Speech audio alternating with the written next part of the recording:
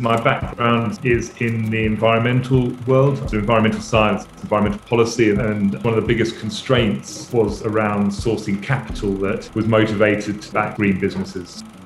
So Abundance Investment was founded in 2011, initially focused on backing the companies delivering low carbon infrastructure in the UK. As councils have really stepped up their action on climate change, we've been increasingly focused on helping them raise money from their residents to back the decarbonisation of their regions using local climate bonds. The Sustainable Innovation Fund was crucial in enabling us to develop the features to really enhance the value of the local climate bond proposition, specifically to take this theoretical concept of people donating their interest back to the council, testing it, prototyping, and then delivering a mechanism to allow people to do that. And secondly, building out our secondary market, allowing people to buy and sell investments post-purchase.